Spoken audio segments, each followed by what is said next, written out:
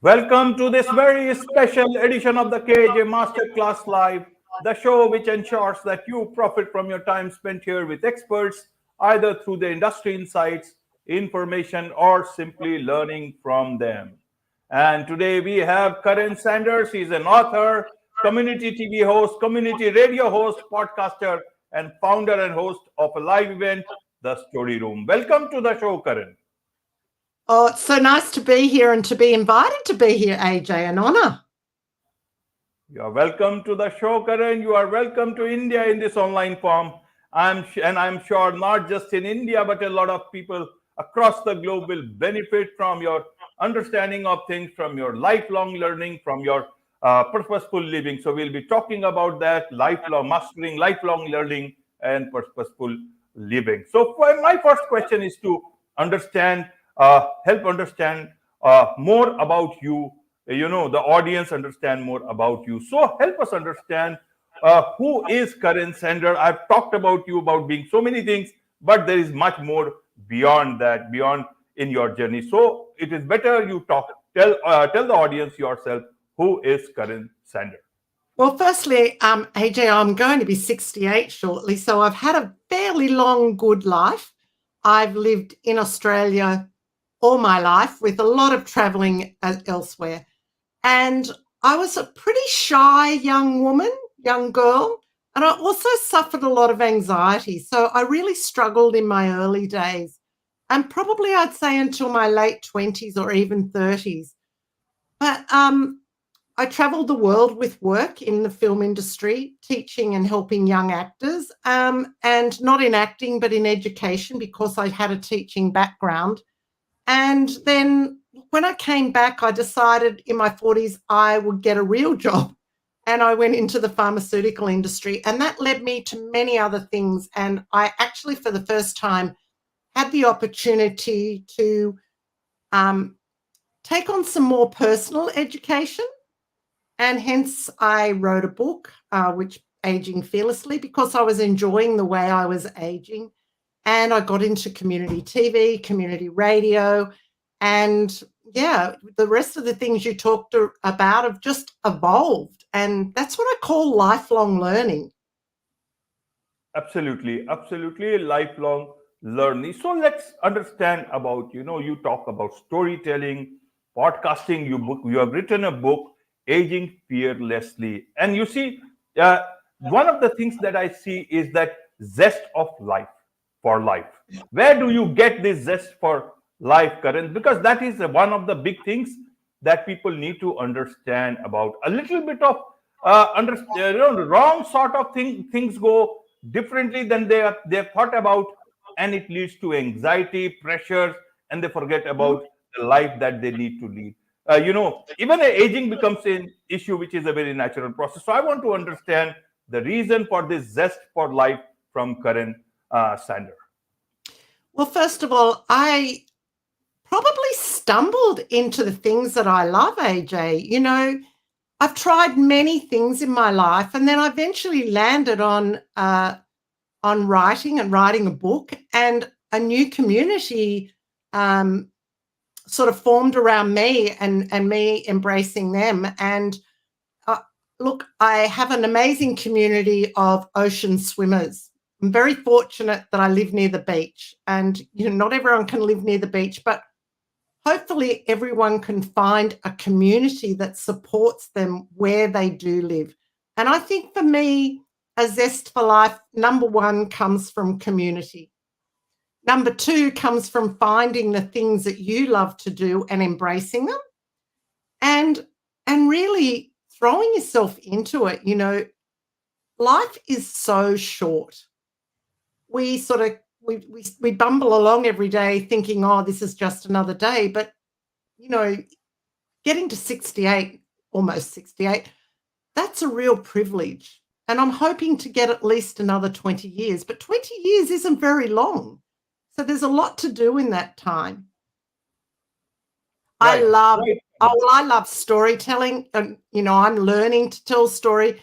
But that live event that I run once a month fills me up with joy because I hear people's true, raw stories. and the audience that comes along is nourished and, oh, wow, AJ, to be in that room once a month on a Tuesday night, it's like a room of joy and learning and love and community. Absolutely, absolutely correct. Now, you see, you said you stumbled into most of these things. So, stumbling is not bad. You see, if you plan too much, sometimes the plans go awry, but stumbling can only lead you to some nice things in life. So, I want to understand your understanding of life is that is too much of planning not that great? One should give chance to themselves to stumble a bit and fall a bit and then pick up yourself and go to greater heights. That's what life is all about. Yeah, I think that you can overplan and you can just find joy in simple things. And if you really like something, maybe follow that path for a while. And if it doesn't fit, find another thing that you really like and follow that. I have friends that have joined choirs, and the joy of singing with other people is what fills them up. It doesn't have to be building a little business like I am. Everybody is so different, and you just have to trust the universe, I guess, really, that the right thing you will find it, but it will also find you. Does that make Right. sense? Of course, of course, of course. In fact, so how should people look at, challenges in life? What's your wisdom? What's the wisdom that you have gained in your life for especially the younger people and people nowadays who are, nearing 40s or 40 plus, they start thinking life as if, one is the aging part, one is that, now their children will be moving out of their houses and all those Mm. worries keep on coming rather than looking at life much more positively. So I want your wisdom for the younger people as well as the people who are just as they say life begins at 40 but many people forget it. So what's your wisdom on that? How should they look at the challenges? Are they really challenges or they make it challenges for themselves? I think for the younger people, there's so much going on in the world around them. There's so much noise from phones, from computers. There's so much you've got to be like this. I think you have to the saying for me is stay in your own lane. It's almost not have blinkers on, but not be drawn off by everything around you. Maybe a career path, but follow your career path and follow the dream in your career path. Set yourself goals, but also be prepared for your goals to change and morph.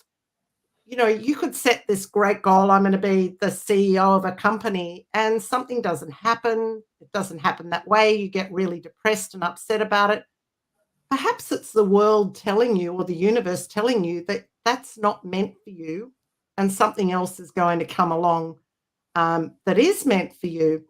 And for those that are going into that whole next phase of life, the kids are leaving home, I think that's when you can spread your wings again and bring community back, because you've been so focused on your children and the things that you're doing with your children that it's time to make more time for you.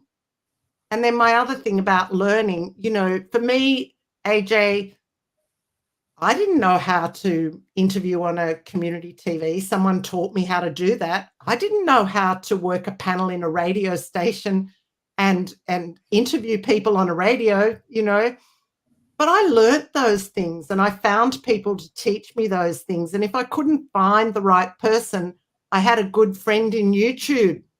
And YouTube taught me so many things. But ask questions and be curious and people are only happy to help if you ask. Often people don't want to help if they're not asked, but reach out and ask people. And I just can't speak enough about the lifelong learning and community, but also like my live event, I have a group of friends who come and volunteer and help me. And I know that if I need help, I can say, look, I'm really struggling. Can you do this? Can you do that? I have a group of them that turn up on the night and they get sign-off forms done and they check people in, because we have 130 odd people come in one night. It's a lot of people in a room. And, they love coming because it is a joy for them to see what's happening. So I hope that answers the question. Of course, it does. And you see, you mentioned about community. Community is very important. You do talk about the importance of community, Karan. So, why is it that when we are young, when we have got all that energy, many of us forget about binding with the community? And later on, we try to do that. How would you like to put the importance of community when the community needs us, when we can contribute from our side, rather than when we are looking at the community when we are a bit on the lonely side or for other things? I think your community, being a part of something, it's like your workplace. You're a part of a workplace. I think that community is also something that you can take part in, and also it fills you up a lot when you're able to help other people. Like, we had a very sad incident within our community. We lost 2 people last week, and in farewelling and those 2 people and honoring those 2 people, everyone pulled together. And also in helping the family through those struggles and, sharing your love and your joy. And I think that if you're not part of a community, you tend to lose yourself. And a community for a young person might be a sporting community. It might be riding bikes on the weekend, but they go and they have coffee and they talk. It might be a book club. There's a lot of things that you can call a community, and finding those people that are very special for you, that can encourage you, nurture you, and vice versa. It's always important to give. And I guess that's another key. The more you give, the more you receive. And it's not about presents or whatever, but being a giver is very, very important in life. To me, it's one of the most important things. And another big thing, AJ, I talk a lot. One of the things I've learned to do is to be a really good listener, because listening to someone, number one, you learn more about them. You learn about their story. You learn also that you're not the only person sometimes that is going through a dilemma, because we all go through dilemmas. I think listening is a really important skill at any age. Absolutely. That is, and as I guess we do more podcasting, we start listening more, and because otherwise we'll not be able to ask. You have done more than 100 podcast episodes, if I understand. We'll come to that, but first I want to understand. Aging has become quite an issue for some people, and for some people it is a good business. Anti-aging, everything. When did you become interested in this particular thing? You have written a book on that. You have also have podcast on that. You have another podcast now. So tell us about this aging part, and how should people look at this? Should they be concerned when they start getting some sort of difference in their face one fine morning, or they should be happy and waiting, embracing the changes that nature is very natural? I think you have to embrace the changes. I mean, gosh, the camera makes me look good today, but you see me without makeup and my hair done. Well, I certainly don't look as good as I feel today. I came out of the ocean 3 hours ago and I looked like a bedraggled duck that had just straddled up the beach, But I think, personal care when you're aging is important. And I think your posture and your demeanor is a big help. What's happening inside of you as you're aging is more important than what's happening on the surface. And I think keeping a positive outlook, I always say I wrote a chapter in my book about, dressing and what people, when they first meet you, what do they perceive? How would they see you? And in seconds, they make a decision. And I talk about color and, in India, women wear the most amazing colors. I actually have an Indian nephew. They live here in Australia. My niece married an Indian, and they have 2 beautiful children. So I actually, I know the color and the culture in India and how beautiful it is. And I think color can make such a big difference to how we appear. And, just there's simple things. What do you do with your hair? What do you know? But it's not all about the appearance. Appearance is just appearance. A lot's coming from the inside, and what we talked about in all phases of our life as aging. The media and the internet, etc., gives, they tell us we have to look beautiful. They tell us we have to have our lips pumped up. They tell us we have to, that you have to let go of a lot of that. Absolutely, absolutely. Talking of colors, you see the festival of colors, Holi is arriving very, very soon. In India, we'll be playing. But my understanding in life is, Karan, is that you can, without Holi or without any occasion, you can still spread colors all around with just being yourself, with just being smiling at people, with just caring a bit, having a bit of empathy. That's my understanding. What is your understanding of this? Even without all the colors of the nature that we may sometimes not have around us. Yeah, you know what? A smile, it hides a lot. And there's a little trick I learned from a psychologist once, that if you pretend to smile, that's weird. But if you do that 10 or 20 times, it actually helps to change your mood. And I think,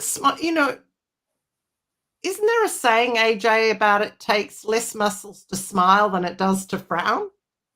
And I think it's really important to often wear a smile on your face, because also people will say hello to you if you look friendly. If you walk around like this, no one wants to come near you.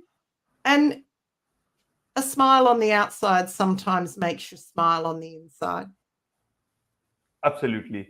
Now let's come to purpose. A lot of people, in the sense of deciding things, in the sense of having a destination in life, think of worrying about purpose.